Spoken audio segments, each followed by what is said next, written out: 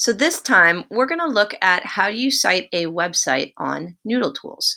So the first thing you're going to do is you're going to log into Noodletools, and you can see that I already have, and then you're going to open the project that you're working on.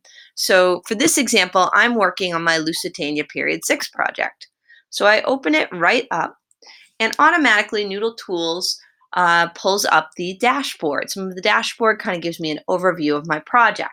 Where I want to go, however, is to sources, because sources are where we're going to add new sources. And I have found a great source right here from the National Museum of American History on the Lusitania. And so what I do, with every source I cite, I hit new source. And then Noodle Tools gives me a few options. Now this is a website, so I'm going to click on website, and this is a web page. Now, unlike EasyBib or other citation generators, Noodletools is not just going to pull up all the information for you. So websites are a little bit trickier because you have to be a little bit of a sleuth and you have to find the information needed for Noodletools. So going over to my article, the first thing I need is my URL. So I can copy and paste that right into the box labeled URL. The next thing I need is my date of publication.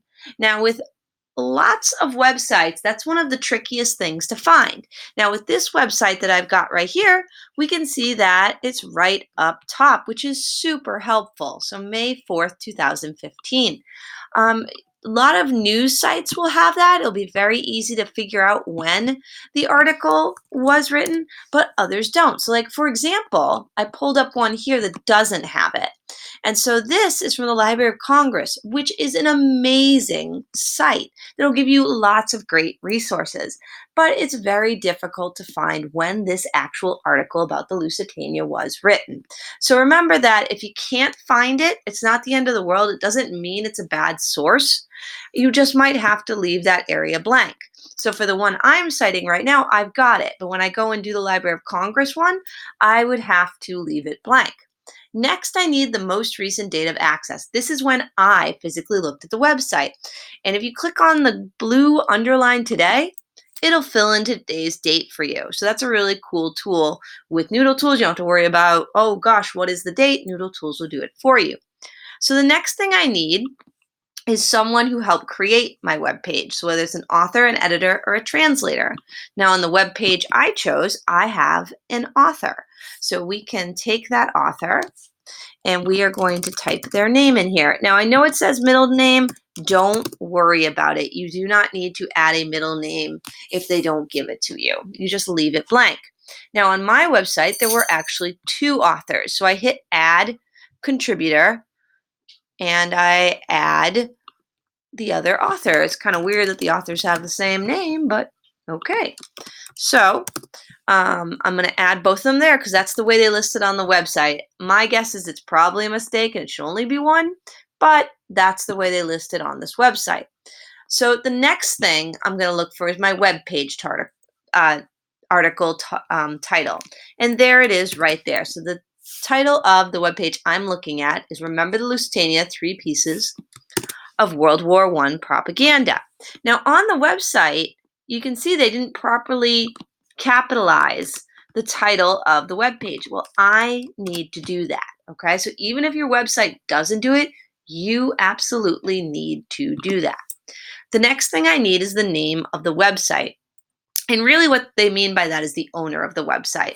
So for my example, mine is the National Museum of American History. And usually you can find the name of the website either up top or down the bottom. So you can see it's there again. So I type this in and I want to properly capitalize it. And there we go. Don't worry about publisher of the site. You can leave that blank. Now, some of the things, once again, after you put in a website that could be blank because you can't find the information is the date of publication and the author. Going back to my Library of Congress example, look, there is no author here. So those are the two areas that if you can't find the information, you can leave them blank. You cannot leave blank the web page or the name of the website. So once I've filled all of this in, I hit save either down bottom or up top. And then what we can do is we can scroll through and find my citation, and there it is. So there we go. I've cited my website. So remember, the last thing I always want to remember to do is to add my tag. And so for this one, I'm going to say it's a secondary source because I'm going to use it for the article. Now, I could make an argument that the propaganda pieces that are on the website are primary, and I could possibly tag it as primary. I would have to make that argument, though, in my annotation. So that is how you cite a website on Noodletools.